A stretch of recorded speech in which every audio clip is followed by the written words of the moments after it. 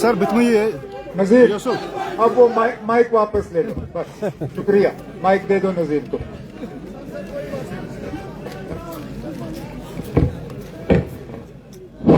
औज़ुबिल्लाहि मिनश शैतानिर रजीम, बिस्मिल्लाहिर रहमानिर रहीम। Budgam assembly हल्के से national conference के नामजद उम्मीदवार,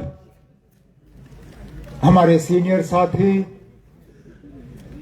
साबका वजीर आगा सैयद महमूद साहब,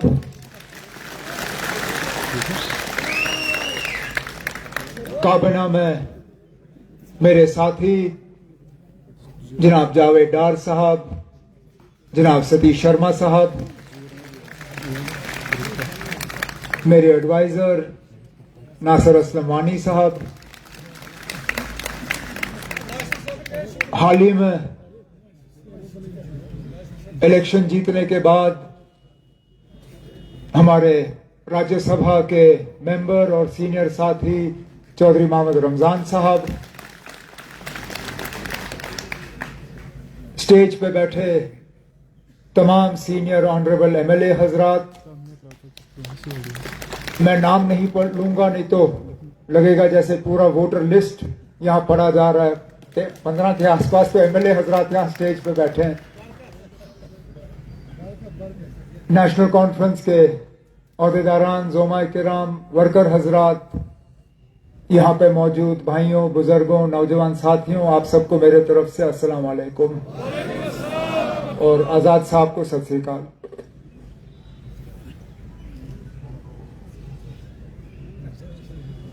लगभग 13 महीने पहले ठीक इसी तरह बड़गाम के इंतखाबात में हमने यहां लोगों से वोट मांगे। वो इलेक्शन पूरे जम्मू कश्मीर का इलेक्शन था। उस इलेक्शन में लोगों ने अपने हुकूमत का फैसला करना था, वजीर आला का फैसला करना था। अल्लाह का शुक्र है कि वो इम्तिहान, उसमें हमने कामयाबी हासिल की। उस इलेक्शन के दौरान हमने बहुत सी बातें की, लेकिन सबसे बड़ी बात जो हमने लोगों को ये कही कि सबसे ज्यादा अगर नुकसान किसी जमात ने जम्मू कश्मीर को पहुंचाया है वो बीजेपी है। हमारी शनाख्त, हमारा वजूद, पहचान, इज्जत, सारा कुछ हमसे लिया गया बिना हमसे पूछे। यहां तक कि जम्मू कश्मीर का नक्शा भी नहीं रहा। लद्दाख, करगिल अलग, जम्मू कश्मीर अलग। मुल्क भर में हमने देखा कि यूटी से रियासत बने। हम वो बदकिस्मत लोग हैं जो रियासत से यूटी बने। और हमने जगह जगह अपनी तकरीरों में लोगों से कहा कि अगर बीजेपी को बाहर रखना है, नेशनल कॉन्फ्रेंस को कामयाब करना बहुत जरूरी है। लोगों ने हमें एतमाद दिया और अल्लाह का शुक्र है हम अपने ईमान पर कायम रहे, क्योंकि इससे पहले भी ठीक इसी तरह एक जमात मैदान में निकली थी। झंडा उनका अलग था, निशान उनका अलग था, कयादत उनकी अलग थी, लेकिन नारा उनका यही था। 2014 में कलम दवात का निशान लोगों के सामने रखा और मरहूम मुफ्ती मोहम्मद सैयद साहब, अल्लाह मगफिरत करे उन्हें, वो और उनकी बेटी जगह जगह गए और कहा बीजेपी को बाहर रखने के लिए पीडीपी को जितवाना जरूरी है। लोगों ने दिल खोल के पीडीपी को वोट दिए, लेकिन काश वो अपने ईमान पे कायम रहते और बीजेपी को बाहर रखते, शायद आज हमारा ये हाल नहीं होता। बेईमानी की, लोगों के वोट के साथ धोखा किया और इलेक्शन के फौरन बाद जाके बीजेपी के साथ हाथ मिलाया। और वो कहते हैं लम्हों ने खता की, सदियों ने सजा पाई। आज अगर मैं यूटी का चीफ मिनिस्टर हूं बनिस्बत के रियासत का, इन लोगों की बदौलत। हुकूमत में रह के उन्होंने हमारे अंदर से जड़ काटने शुरू किए। जो जीएसटी का कानून लगा वो किसने लगाया? पीडीपी और बीजेपी की हुकूमत ने। जो यहां सरफेसी का कानून लगा, जिसके तहत अब बड़े बड़े लोगों के मकान जो है वो बैंक कब्जा करने के लिए निकला हुआ है, वो कानून किसने लाया? इन्हीं लोगों ने। तो ऐसा भी नहीं है कि हमारी तबाही 2019 के बाद शुरू हुई। इन लोगों ने हुकूमत में रह के ही हमारी तबाही के लिए बुनियाद जो है वो डालनी शुरू की। आज वो लोग आपके हमदर्द बन के निकले हुए हैं। अभी तक उनके मुंह से मैंने ये अल्फाज नहीं सुने कि बीजेपी के साथ हाथ मिलाने के हम माफी मांगते हैं। इतना ही लोग सुनना चाहते हैं कि हां 2015 का उनका फैसला गलत था और वो उस गलती के माजरत खां हैं। आज तक नहीं।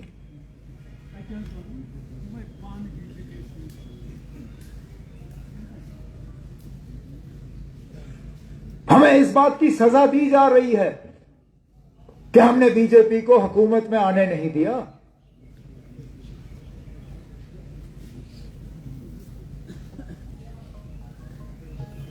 अगर इनके साथ हमने हाथ मिलाया होता इलेक्शन के बाद, हमें रियासत का दर्जा अभी तक मिल गया होता। हमारे काम में कोई रुकावट पेश नहीं आती। हमारे अफसरों को हमारी इजाजत के बिना तब्दील नहीं किया जाता। लेकिन वो सौदा कम से कम हम लोग करने के लिए तैयार नहीं हैं। और हम ही लोग हैं जो इनका मुकाबला कर रहे हैं। ये लोग जो आज हमें ताने देते हैं, जो सारे मिलके आज नेशनल कॉन्फ्रेंस को निशाना बनाते हैं, आप देखिए, चाहे वो पीडीपी का उम्मीदवार हो, चाहे वो अपनी पार्टी का उम्मीदवार हो, चाहे वो प्रेशर कुकर वाला हो, चाहे वो आजाद उम्मीदवार हो, हर किसी का निशाना अगर कोई है, नेशनल कॉन्फ्रेंस, उमर अब्दुल्ला, आगा महमूद साहब, और कोई नहीं। जैसे जम्मू कश्मीर की तबाही हमने की, तबाही करने वाले ये कमल के फूल वाले और निशाना हम, क्योंकि इन कमल के फूल वालों का मुकाबला ही सिर्फ हम कर रहे हैं। पूछिए उन कलम दवात वालों से। जम्मू कश्मीर में आज एक इलेक्शन नहीं, 2 इलेक्शन हैं, एक बड़गाम में, एक नगरोटा में। जब पीडीपी का उम्मीदवार आपके पास आए, उनसे जरा पूछे ना, नगरोटा में आपके उम्मीदवार का नाम क्या है? जब ये पीसी वाले, जब ये बैट वाले, जब ये प्रेशर कुकर वाले, जब ये दूसरे आते हैं वोट मांगने, उनसे कहो ठीक है ना, हम बड़गाम में आपको वोट देने के लिए तैयार हैं, जरा नगरोटा में अपने उम्मीदवार का नाम बताओ, हम आपको वोट आपके हवाले कर देंगे। इनमें से एक जमात ने भी बीजेपी के खिलाफ वहां अपना उम्मीदवार मैदान में नहीं उतारा है, नहीं उतारा है। वहां उम्मीदवार नेशनल कॉन्फ्रेंस का है। और वो सीट भी हम कांग्रेस को देने के लिए तैयार थे। 4 दिन लगे उनको फैसला करने में। रात के 12 बजे हमें वहां से फोन आया कि हम ये इलेक्शन नहीं लड़ेंगे, आप उम्मीदवार उतारो। उस दिन 3 बजे नॉमिनेशन का सिलसिला बंद हो जाना था।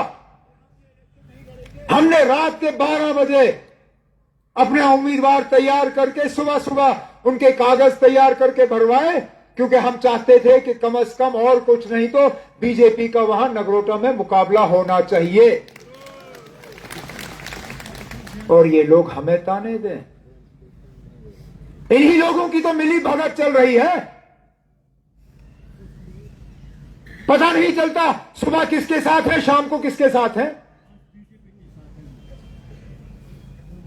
खोलिए अपने फोन, देखिए वो रील। पीडीपी के उम्मीदवार हमारे एक साथी के बारे में क्या कहते हैं, देखिए फोन पे।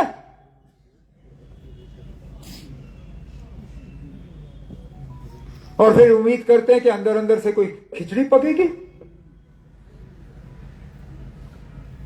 ये धोखे की सियासत हम नहीं जानते ना। हम जो हैं सो हैं, सही गलत इसका फैसला हम लोगों पे छोड़ते हैं। ये सही है कि बड़गाम के लोगों ने मुझे एमएलए के तौर पे चुना, इसलिए नहीं कि आपको मेरा चेहरा पसंद था, इसलिए कि आप चाहते थे कि कम से कम बड़गाम में कुछ काम हो, लोगों को थोड़ा फायदा पहुंचे, कम से कम हुकूमत का असर रसूख यहां तक पहुंच जाए। लेकिन यह भी हकीकत है कि कानून ने मुझे इजाजत नहीं दी कि मैं 2 जगहों से एमएलए बन के रहूं। चाहते हुए भी मैं बड़गाम से रह नहीं सका, क्योंकि हकीकत जिस तरह शायद आगा महमूद साहब ने कहा, मैं जानता था कि मेरे पास इतनी फुर्सत होगी नहीं कि मैं पहले बड़गाम की ज्योग्राफिया सीखूं, बड़गाम में अपने वर्करों के नाम सीखूं, हम एक दूसरे को जानना शुरू करें। तब तक वो 2.5-3 साल निकल गए होते। बेशक मैं एमएलए नहीं रहा, लेकिन मैंने तब भी बड़गाम के लोगों की कम से कम इस 1 साल खिदमत की। जितना मैंने पैसा गांदरबल पे लगाया, उतना पैसा मैंने बड़गाम पे लगाया, यह हकीकत है। और मैं जिले की बात नहीं कर रहा हूं, मैं असेंबली हलके की बात कर रहा हूं। सिर्फ बड़गाम असेंबली हलके में हमने कम से कम 110 करोड़ के नए काम जो है उठाए हैं सिर्फ 1 साल में। उनमें सड़क, ड्रेनेज, वाटर सप्लाई स्कीम, अस्पताल के लिए सीटी स्कैन, प्लेग्राउंड 5 नए, सोलर लाइटें, बिजली के ट्रांसफार्मर, तारें, जहां जहां आपका मैकडेम। यही मुकाबला आप नगरोटा के साथ करो। बीजेपी वालों ने तो उस सीट को नजरअंदाज ही किया। 1 साल में वजीर आला रहा, एक भी वहां बीजेपी का कोई साथी मेरे पास नगरोटा की बात करने नहीं आया। उनका भी एमएलए नहीं था, किसी ने उनके बारे में पूछा नहीं। आपका एमएलए नहीं था, मैंने अपने तमाम मिनिस्टरों को यहां भेजा, अपने एडवाइजर को भेजा। मैंने कहा जो भी बड़गाम के लोगों को चाहिए उस पर दस्तखत करो और यहां के लोगों के हवाले करो। और आगे भी आप मान के चलो, जहां आगा महमूद साहब इंशाल्लाह आपके वोटों के जरिए जीत के यहां से जाएंगे, जहां आगा महमूद साहब का इशारा होगा वहां पे काम जो है शुरू किए जाएंगे। बड़गाम में तरक्की का एक नया दौर, और पूरे बड़गाम असेंबली हलके में हम नारबल से शुरू करके बिल्कुल ऊपर तक जो इलाके बीरवा से कट के बड़गाम में आए, जो इलाके खान साहब से कट के बड़गाम के साथ आए, चाहे हुमामा हो, ओमपुरा हो, जलापुरा हो, नसरुल्लापुरा हो,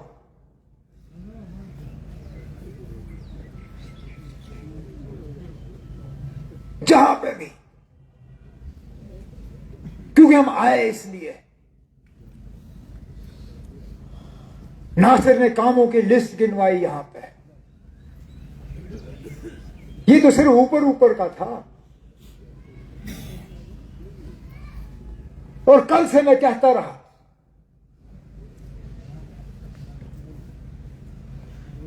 कहीं ना कहीं तो हिज़्ब इख्तिलाफ और हुकूमत में फर्क रहता है, यह हकीकत है। चाहे मेरे कुछ साथी इस हकीकत को पसंद करें ना करें, अगर हिज़्ब इख्तिलाफ और हुकूमत में कोई फर्क नहीं होता, लोग हुकूमत के पीछे क्यों दौड़ते? अगर सारा सिलसिला बराबर ही रहता, फिर कोई फर्क ही नहीं पड़ता। लेकिन हकीकत यह है कि हुकूमत में रह के हिज़्ब इख्तिलाफ के मुकाबले काम ज्यादा होते हैं। मैं जानता हूं, मैंने हुकूमत में भी एमएलए का रोल अदा किया है, मैंने हिज़्ब इख्तिलाफ में भी एमएलए का रोल अदा किया है। हकीकत यह है कि जितना मैं गांधरबल के लिए एमएलए कर सका, उतना मैं बीरवा के लिए नहीं कर सका। बीरवा के लिए जो मैंने किया, वो अपने साथियों से पैसे जमा करके किए। हर एक एमएलसी से, एक एक जो मेरे एमएलसी थे, उनका तमाम, मुझे याद है, मेरे एमएलए दोस्त सैफुल अमीर साहब और बाकी जो उस वक्त एमएलए थे, रोज मुझे शिकायत करते थे, राब हमें एमएलसी का कुछ नहीं मिलता, क्योंकि सारा मैंने ही कब्जा किया हुआ था। मजबूरी थी, हुकूमत की तरफ से हमें मिलता नहीं था। लेकिन आज हुकूमत है, और इसलिए मैं बार बार कहता हूं कि पिछली बार मुझे कामयाब करने का मैंने गांधरबल के लोगों का शुक्रिया किया एक यूनिवर्सिटी देके। इंशाअल्लाह बड़गाम के लोगों का भी मैं एक यूनिवर्सिटी देके शुक्रिया करूंगा। और तो और मैं चाहता हूं, क्योंकि कुछ फायदे हैं यहां बड़गाम में। हवाई अड्डा भी नजदीक है, रेलवे भी नजदीक है, बाईपास सड़क के जरिए हाईवे भी नजदीक है। यहां कश्मीर में एक नया क्रिकेट स्टेडियम बनना है, ताकि इंटरनेशनल मैच हो, आईपीएल के मैच हो। एक क्रिकेट का एकेडमी बनना है। मुझे नहीं लगता है बड़गाम से बेहतर कोई जगह है उस नए क्रिकेट स्टेडियम और एकेडमी के लिए।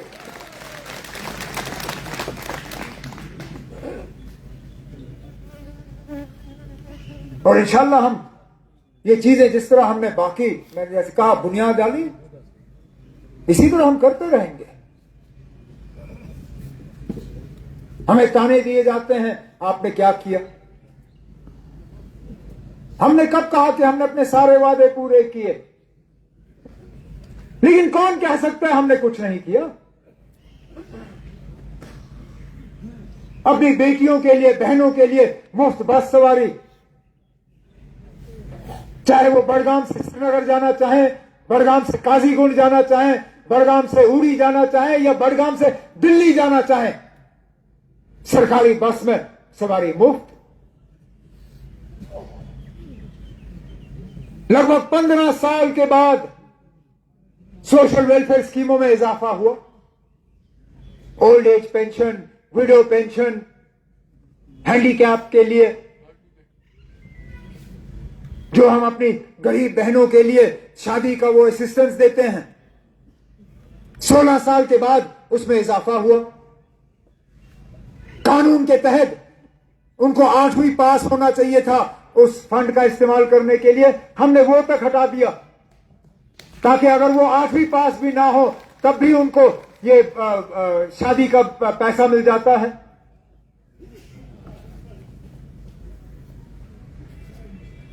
हमारी हुकूमत आने से पहले याद करिए, जिनके बच्चे स्कूल में हैं, यहां कई सारे बाप बैठे होंगे जिनके बच्चे आज स्कूल में हैं, इम्तिहान के कैलेंडर को लेके आप और आप परेशान नहीं होते थे कि बच्चों के फाइनल एग्जाम सर्दियों के छुट्टियों के बाद होते थे? हमारी हुकूमत आने के बाद सकीना यतू साहिबा के कलम के एक दस्तखत से हमने वो इम्तिहान का शेड्यूल बदला दिया। अल्लाह का शुक्र है आज हमारे बच्चे अभी इम्तिहान कर रहे हैं, इम्तिहान के बाद उनकी छुट्टियां होंगी और छुट्टी के बाद नए क्लास में बैठेंगे। ये हमने किया। जब मां बाप अपने बच्चों को जायदाद देते थे, मकान जमीन, या कोई भाई अपने बहन को, भाई अपने भाई को, खूनी रिश्तेदार जो हैं, जब अपने रिश्तेदार को मकान या जमीन देते थे उनको उस पर टैक्स भरना होता था, स्टैंप ड्यूटी। हमने बजट में वो भी माफ करा दिया ताकि जब बाप अपने बेटे को कुछ दे उसमें कोई टैक्स हुकूमत की तरफ से नहीं लगता। देखने में ये छोटी चीज लगती होगी लेकिन अभी तक किसी ने ये नहीं किया था, हमने आके किया।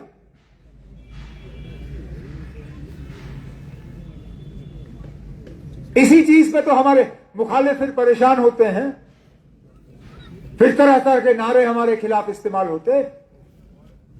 लेकिन मैं जानता हूं आप लोग इन चीजों से बह नहीं जाओगे।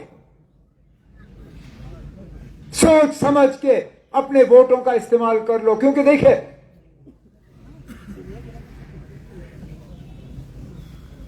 आपने वजीर आला का फैसला नहीं करना है। वजीर आला का फैसला 1 साल पहले हो गया है। बड़गाम के वोट से हुकूमत बनेगी नहीं, हुकूमत गिरेगी नहीं, लेकिन बड़गाम के वोट से बड़गाम के लोगों का मुस्तकबिल कैसे होगा वो तय होगा। और ऐसा भी नहीं है कि हमारी हुकूमत को बस 2-4 महीने रह गए, 4 साल और हैं। क्या ये 4 साल आप लोग गंवाना चाहते हो? अगर नहीं तो उसका इलाज आपके हाथ में है। आपने सिर्फ 11 तारीख को सुबह सवेरे बिस्मिल्लाह करके पोलिंग बूथ में जाना है, मशीन की तरफ देखना है, वहां पे दूसरे नंबर पे बटन होगा, बटन के पास यही हल का निशान होगा, वहां आगा सैयद महमूद साहब का नाम लिखा होगा। ना उससे ऊपर देखना है ना नीचे देखना है। बिस्मिल्लाह करो, बटन पे उंगली दबाओ, टी आवाज निकलेगी। और अगले 4 साल क्योंकि मैं आज भी अपने आप को आपका एमएलए समझता हूं, आपका एक एमएलए नहीं होगा। बाकी जगहों पे बेशक एक एमएलए है, बड़गाम असेंबली हलके में आपके 2 एमएलए होंगे। ये मौका है। वो कहते हैं ना, बाय 1 गेट 1 फ्री। एक खरीदो, एक मुफ्त में ले लो। ये सौदे बड़े अच्छे लगते हैं हमें। मैं भी जब दुकान जाता हूं कोई चीज खरीदने, जब मैं दुकानदार से पूछता हूं यार ये सर्फ का पैकेट मुझे चाहिए लेकिन इसके साथ मुफ्त क्या है, वो कहते हैं ना ये साबुन की टिक्की ये मुफ्त। में कहता हूं चलो यही वाला दे दो। ये बाय 1 गेट 1 फ्री ये और किसी उम्मीदवार में नहीं है। बाकी उम्मीदवार अकेले, एक आगा महमूद साहब हैं, पूरी काबिना, एमएलएओं की फौज और एक वजीर आला, सब इनके साथ। तो बड़गाम के बेहतर मुस्तकबिल के लिए, बड़गाम के बेहतर मुस्तकबिल के लिए, हमारे नौजवानों के रोजगार के लिए, यहां की तरक्की के लिए, एक बड़गाम को मॉडल असेंबली हल्का बनाने के लिए आप लोग 11 तारीख को आगा महमूद साहब को यहां से कामयाब करके हमारे पास असेंबली में भेज दीजिए। इस उम्मीद के साथ कि आगा महमूद साहब का एक एक वोट, और मैं बस आखिर में एक सेकंड, आखिर में अपने तमाम साथियों को देखें ना, अब बैठो एक सेकंड, बैठो एक सेकंड।